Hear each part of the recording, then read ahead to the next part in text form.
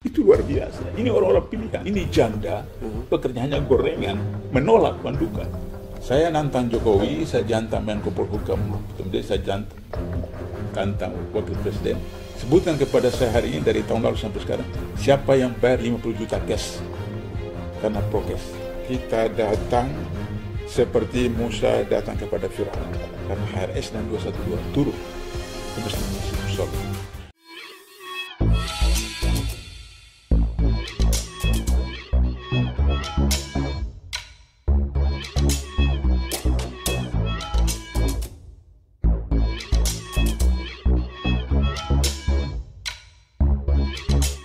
Tonton video ini sampai selesai agar Anda tidak gagal paham.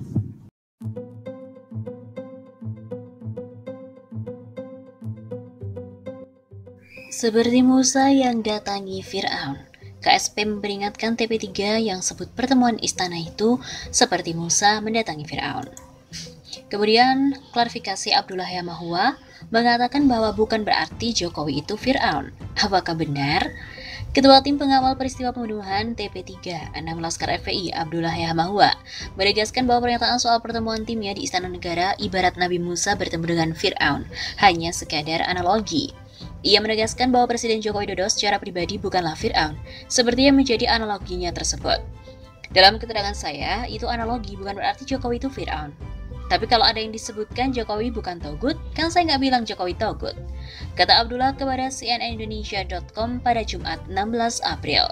Abdullah juga lantas berdalih bahwa analogi tersebut terkait dengan status penguasa suatu wilayah. Ia melihat bahwa Fir'aun zaman dulu merupakan penguasa Mesir, sama seperti Jokowi yang merupakan status penguasa Indonesia saat ini. Tak hanya itu, ia juga menjelaskan analogi itu tercetus ketika beberapa anggota TP3 ada yang berselisih pendapat terkait dengan rencana pertemuan di istana. Maka ketika kita mau bertemu ke istana, ada yang nggak setuju dan segala macam. Ya udah, sehingga timbul, sudah kita ikut cara Musa, diperintahkan datang ke Fir'aun, kita datang secara baik. Begitu dalihnya. Selain itu, Abdullah juga menyinggung bahwa pertemuan dengan Jokowi kala itu sebagai upaya TP3 menguak tewasnya 6 Laskar FPI. Menurutnya lagi, tewasnya 6 Laskar FPI sebagai bentuk pelanggaran pidana HAM berat harus diselesaikan secara komprehensif. Kan sekarang dianggap pidana biasa, maka ketika Komnas HAM, polisi anggap pelanggaran HAM biasa ini soal serius buat TP3. Sebelumnya, MUI dan PBNU mengkritik keras pernyataan Abdullah Yamahua yang menilai pertemuan di istana ibarat Nabi Musa bertemu Fir'aun. Ketua PBNU Robikin M. Has menegaskan tak harusnya Abdullah mengibaratkan pemerintah sebagai Fir'aun karena sudah dipilih berdasarkan pemilihan umum yang sah. Sementara itu, Wakil Ketua Umum Majelis Ulama Indonesia Anwar Abbas menilai Abdullah tak tepat menggunakan analogi itu karena Presiden Jokowi merupakan orang Islam yang percaya pada Allah. Sebelumnya diberitakan bahwa Ketua TP3 Abdullah Yamahua menyebut pertemuan dengan Presiden Jokowi di istana beberapa waktu lalu ibarat Nabi Musa mendatangi Fir'aun. Pihak KSP memperingatkan keras pada TP3 agar tidak asal mengeluarkan pernyataan. Pernyataan Abdullah Yamahua itu disampaikan dalam channel YouTube Ustadz Demokrasi seperti dilihat pada Rabu 14 April. Abdullah Yamahua awalnya menceritakan momen dihubungi istana pada 9 Maret yang lalu. Kemudian pada tanggal 8 ada telepon dari istana ke Sekretaris TP3, Pak Marwan Batubara, bahwa istana siap menerima besoknya tanggal 9 jam 10. Disebutnya 10 orang kemudian harus antigen dan antigen itu harus di rumah sakit yang ditetapkan, yaitu di Rumah Sakit Bunda di daerah Menteng.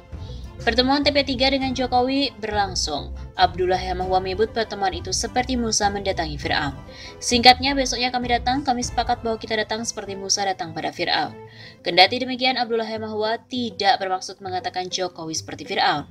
Namun dia bersama TP3 ingin menempatkan diri sebagai pihak yang memperjuangkan keadilan. Tidak berarti bahwa Jokowi itu Fir'aun, tapi kita menempatkan diri dia adalah penguasa seperti ketika Fir'aun jadi penguasa dan kami seperti Musa yang memperjuangkan kepentingan rakyat, kepentingan bangsa kemudian menegakkan keadilan. Dalam pertemuan tersebut, TP3 menyiapkan dokumen untuk dibacakan. Salah satunya dibacakan oleh Amin Rais tentang ayat Al-Quran. Pak Amin cuma menyebutkan 2 ayat Al-Quran tentang membunuh orang mukmin tanpa hak, maka sama dengan membunuh semua umat manusia dan hukumannya neraka. Pak Marwan minta 2 hal. Pertama, persoalan ini harus dilakukan secara terbuka. Yang kedua, harus dilakukan di pengadilan HAM, bukan pengadilan biasa. Pertemuan berlangsung secara singkat. Dalam momen tersebut, Jokowi juga menegaskan pemerintah akan menangani kasus Laskar FPI ini secara transparan. Rata-rata 3 menit singkat, kemudian Jokowi sampai angkat tangan, begini, kasih lihat itu kotak CD dari Komnas HAM, dan di mejanya ada laporan bahwa pemerintah akan melaksanakan penanganan khusus secara transparan, profesional, dan terbuka. Tenaga ahli utama KSP Doni Garhal Adian lantas menanggapi pernyataan Abdullah Yamahua. Doni meminta TP3 hati-hati dalam membuat perumpamaan. Hati-hati membuat ibarat jangan sampai kebencian membutakan akal dan hati dalam memandang seorang pemimpin. Doni juga lantas bicara soal sosok Jokowi. Menurut Doni, Jokowi tak pernah mendikotomikan pendukung ataupun oposisi.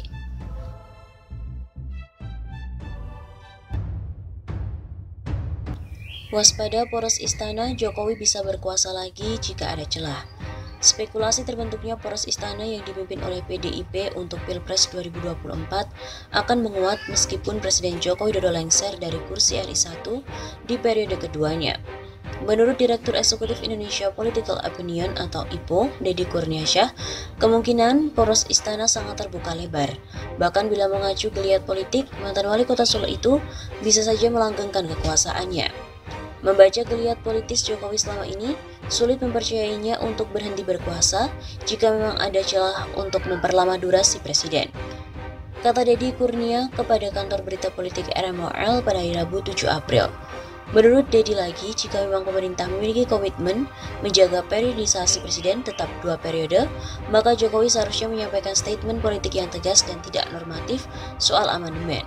Meskipun dari sisi konstitusi ia tidak punya hak menolak amandemen, tapi statement politik perlu ia sampaikan agar ada kepastian posisi presiden dalam isu tersebut.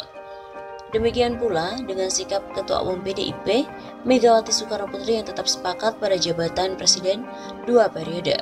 Pernyataan tokoh sentral pengusung Jokowi ini, kata Deddy, tidak memiliki kekuatan hukum yang jelas untuk benar-benar menolak presiden 3 periode. Sebab posisi Mega saat ini bukan duduk di MPR ataupun DPR. Presiden kelima RI ini hanya sebatas pihak dari luar sistem pemerintahan, meski ditopang kekuatan politik yang kuat. Statement itu boleh saja, tapi amandemen adalah kekuasaan Dewan dan Majelis.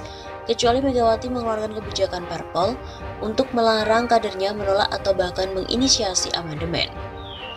Isu adanya poros istana di bawah komando PDIP sempat diutarakan pengawat politik yang juga merupakan pakar hukum tata negara, Refli Harun, beberapa waktu lalu. Poros istana bisa terbentuk bila PDIP tetap berkoalisi dengan Gerindra untuk 2024. Ada beberapa nama yang kemungkinan diusung poros istana pada 2024 mendatang, seperti Prabowo Subianto Puan Maharani Sandiaga Uno atau Ganjar Pranowo Sandiaga Uno. Karena kalau menyebut calon dari istana, 4 nama itu yang mungkin dijagokan istana pimpinan PDI Perjuangan, ujar Refli Harun dalam akun YouTube miliknya pada hari Senin 5 April.